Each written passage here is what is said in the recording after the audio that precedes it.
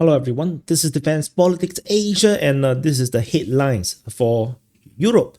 And I'll just go through all the things that we will be talking about. There will be Kosovo, Romania with Poland, Turkey with Germany, UAE with France, EU with United States, Poland with the EU, Germany internal issues, and the Baltics with Russia. So we're gonna start off with the one in for Kosovo. This is a pretty, the biggest thing that can happen in Kosovo, which is elections. So the Kosovans, I'm not even sure if you call it, the Kosovans are going to head to the polls, and the country, if it's even a country, because Serbians, you Serbians don't recognize it as a country, are going to face a lot of issues, and this election should be important, but I don't think it's going to matter much because there is structural problems with Kosovo. So they're going to have an election with poor economy and ethnic tension within the country. So the current forecast is that the Prime Minister Albin Kurti should win a slim majority, but if not, then he will have to form a coalition with his main ethnic Albanian rivals. So the World Bank reported that Kosovo has the slowest lifting of reduction of poverty rate in Europe, and the prosperity gap is also the highest in Western Balkans. So quite problematic. And the structural problem I mentioned is the brain drain, because of there's two main issues. One thing is that they are using the euros as their currency, so that gives them limitation in terms of the way how they can use their currency to elevate or make wealth. They can't, because they use the they use the euro, which is kind of a stupid decision if you ask me. And another issue is that is the brain drain, because of they have pretty decent visas to EU, and they are able to find work in Europe, like Germany and whatnot. Although there is quota for each countries, but for the young people, there is no good economy in Kosovo, so everybody is moving out. And the young people depopulating means that the country will never ever grow. So the country cannot be productive, it cannot innovate, and which means the living conditions, economic performance, social improvement will all not happen because there is no human development. So that is a serious problem, and they say that the political instabilities have a lot of stress on the market. People don't even try to find a job in Kosovo. As soon as they finish high school, young people don't even try to find a job in Kosovo. They just migrate to Germany, Switzerland, and the rest of the EU, according to a Serb NGO activist, Stefan Kalaba. And another issue with Kosovo is that they are entirely dependent on international donations. So without donations, Kosovo will not be sustainable at all. It's the poorest economy, or if not one of the poorest economy in Europe. So as I mentioned, their official currency is euro. They decided to adopt it unilaterally, and I think this is the most stupid decision any country can do, because you literally have no fiscal control. You cannot.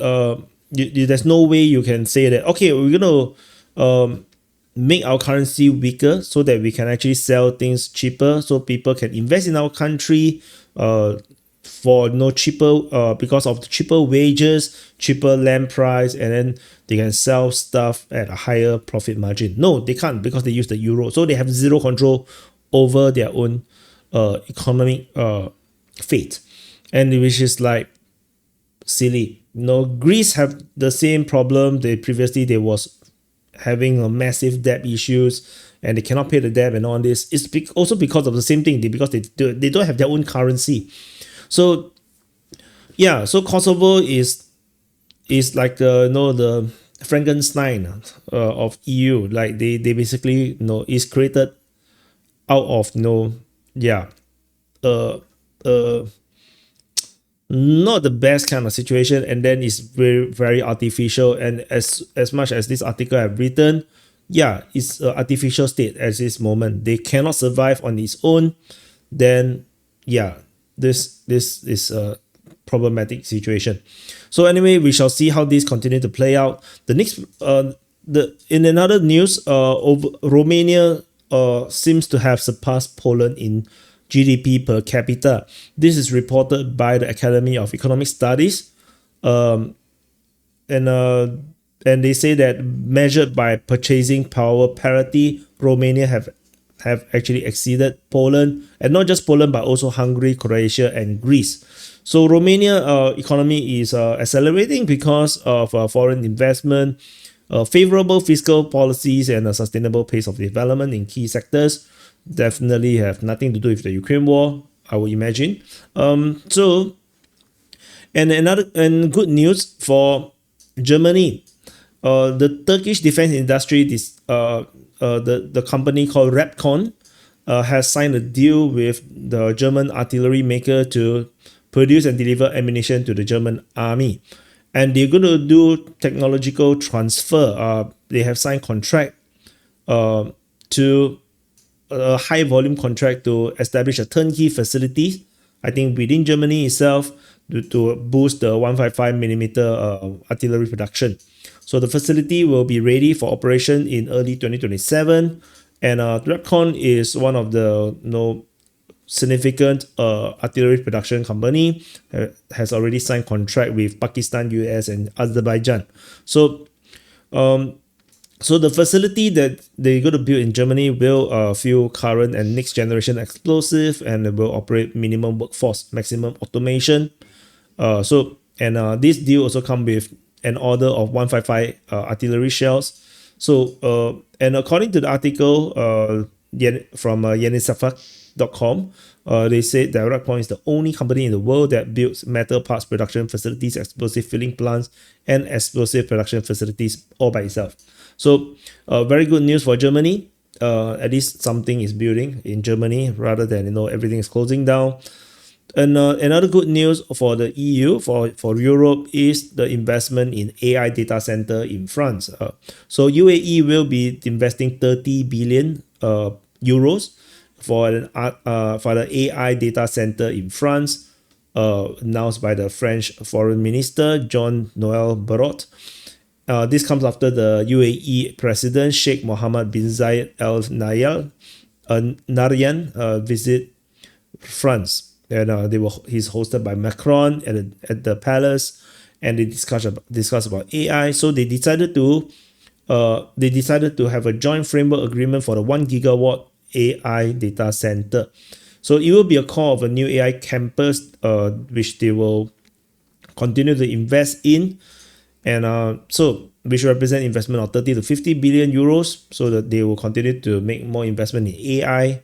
By building more AI data centers, purchasing advanced chips according to the joint statement. So good news, which also kind of reflect on the increasing competition on AI, because Europe now wants to develop their own AI system in competition with United States, as they find USA with under Trump is more and more hostile, and but of course this is pale in comparison to what United States is planning to do.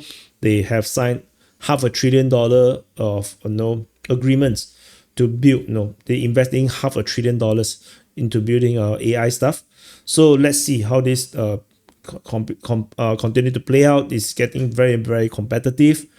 So, and talking about the United States, the EU have made a statement.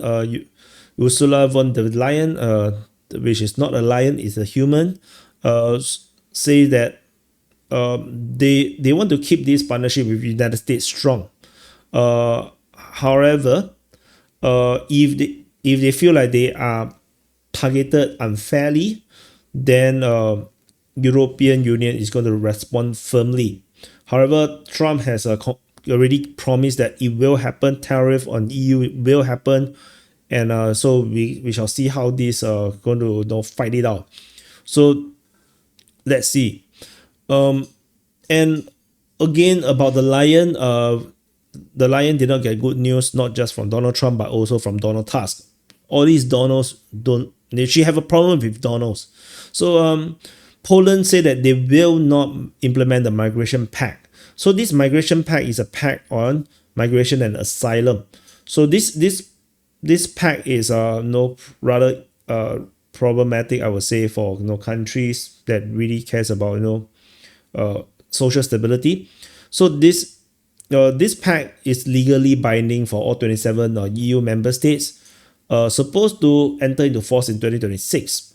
So the central pillar is a mechanism for mandatory solidarity that gives government three options: relocate a certain numbers of asylum seekers, pay a financial contribution, or provide operational support like personnel and equipment. The relocation needs to reach 30,000 per year and financial contribution 600 million, which is extortion or a scam. Like, can't they just block asylum seekers? Like, this is like a weird stuff, and Poland say that they will not implement it. They say that this is they don't support this thing. So from the start to the end of negotiations, Poland with Hungary firmly opposed the pact, and claiming that this will force them to take in migrants against their will. So the the European Commission pushed back against the claims, stressing that there is no mandatory relocation ever going to take place, because there's three options. They can actually lose money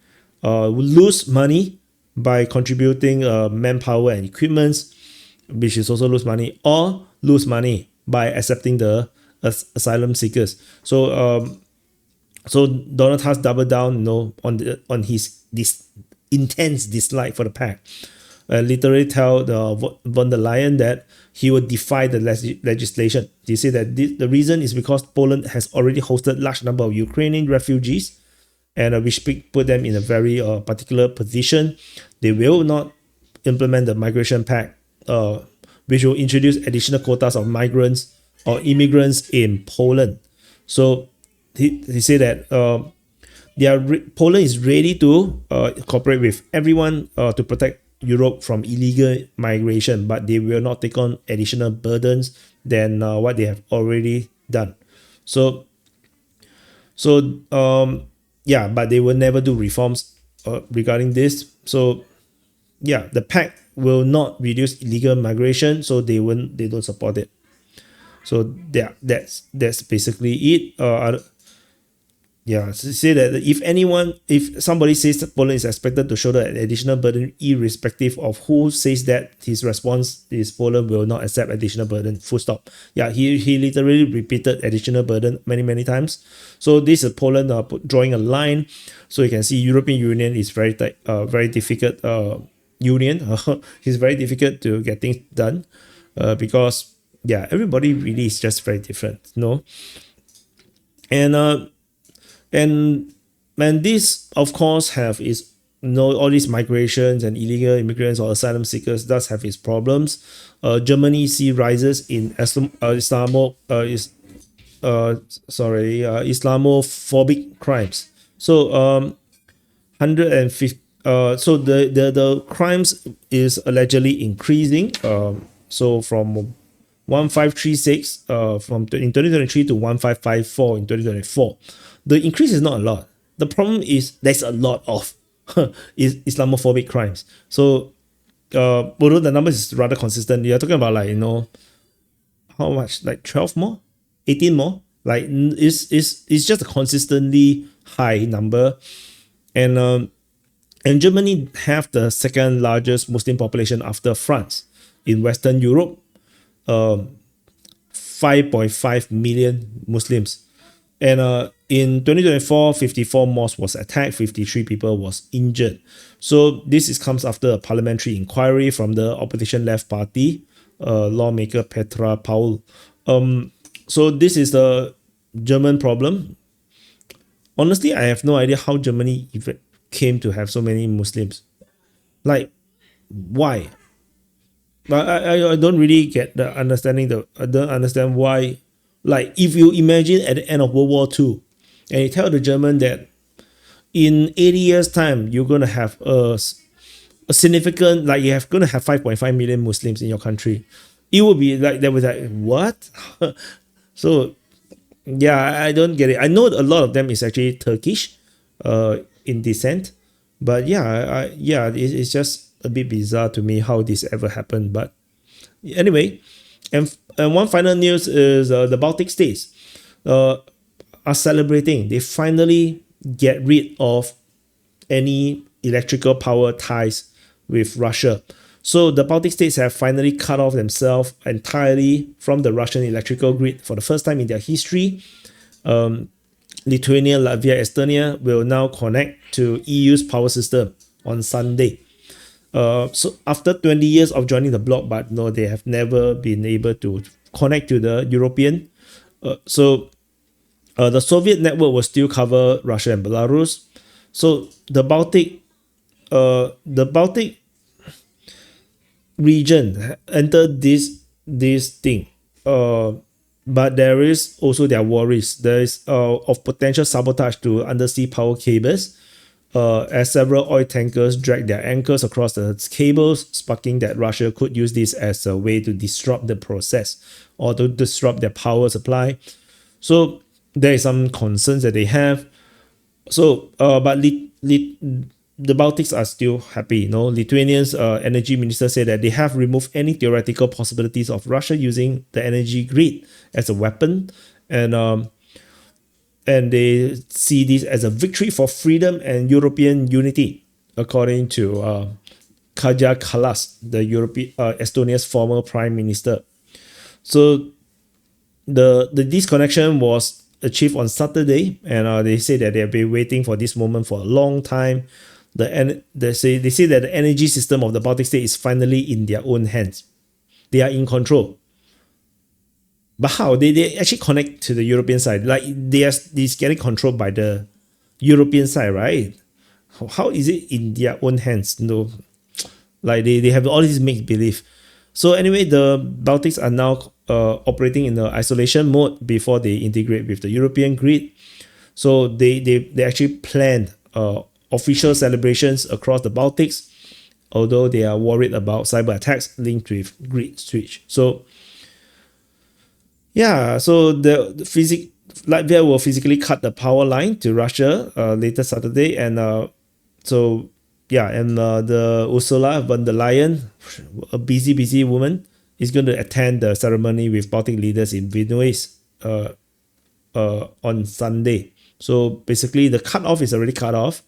Not sure what. Maybe this is an older article. Yeah, this is a France 24 article. So yeah, so like I said, this is. I mean, it's not wrong to be prepared, but I would still feel like it doesn't feel it doesn't feel very wise. Like, why not just take electricity from both sides?